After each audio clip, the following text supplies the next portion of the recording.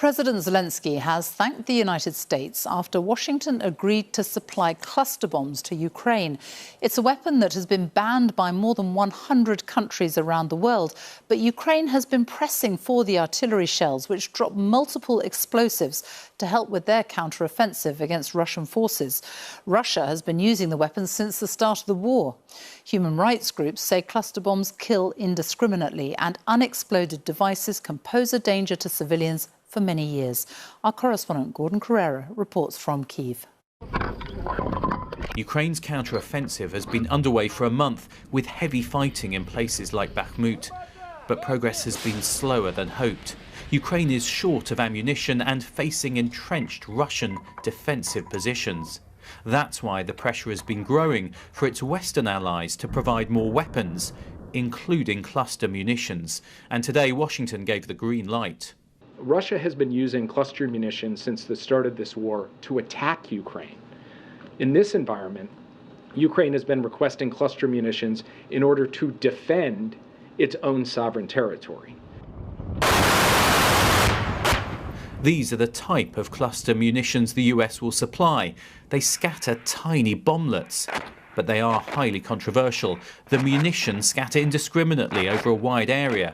Some so-called duds do not explode, leaving a threat to civilians often for years into the future. Very disappointed with the news today, and we condemn it in the strongest sense. The transfer of cluster munitions is contrary to international law and will lead to civilian harm. There is already evidence that Russia has been using cluster bombs inside Ukraine, like here in Kharkiv. More than 120 countries have signed a convention banning their use, but the US, Ukraine and Russia have not signed up to the ban. More than 50 civilians were killed in this Russian attack last year on a railway station in Kramatorsk. Many of them were women and children trying to flee the conflict. There's strong evidence that this was a cluster munition attack.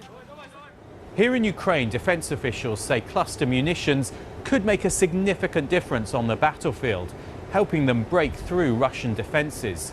Kyiv argues that Russia has been using the weapons in Ukraine, so Ukraine should have the right to use them on its own territory for its own self-defence. But providing these cluster munitions has been divisive both within Washington and among allies who've been providing weapons to Ukraine. NATO's Secretary-General today had to tread carefully.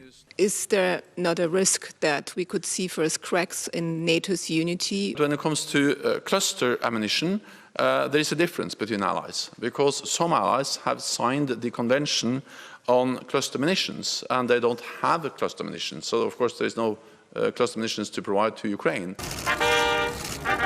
President Zelensky has been on the move today in Slovakia, the Czech Republic and Turkey, drumming up support ahead of next week's crucial NATO summit in Lithuania, calling for membership and more weapons. All through this war, Western weapons have been vital for Ukraine, but there's sometimes frustration that they've not come as quickly as Kyiv wants. Cluster bombs have now been promised, but their arrival could prove controversial. Gordon Carrera, BBC News, Kyiv. Well, let's go to Washington now and speak to our correspondent there, Gary O'Donoghue. And Gary, President Zelensky is very pleased that the US has agreed to supply cluster bombs. They are not without controversy, though, are they? No, Sophie, and the US has been thinking about this for a very long time. Cognizant, I think, that many of its allies, 2/3 of NATO members, have banned their use. So they know this is going to be a difficult one for the coalition members to go along with. So they've been putting a lot of effort into persuading other countries that this is the right decision. And they've come to this decision mainly because producing enough of the standard shells is taking time. They have hundreds of thousands of these cluster bombs in reserve here in the United States. And they believe that the Ukrainians have given them sufficient assurances that they won't be used in urban areas and they will help them to clean them up after the war. All those assurances will go on, I think, stony ground in terms of the campaigners out there, but for the allies, it does seem to have done the trick, because while there's been some criticism from places like Germany, you can understand that some countries will have to say something for domestic consumption, but cracks in the coalition do not seem to be appearing. And any resistance from Congress here seems to have overcome as well. Republicans welcome it, and only a handful of Democrats expressing their opposition to it. So this has been a long diplomatic process, but the US does seem to have got to a position where it can supply these without ruining the unity of the coalition that's facing Russia.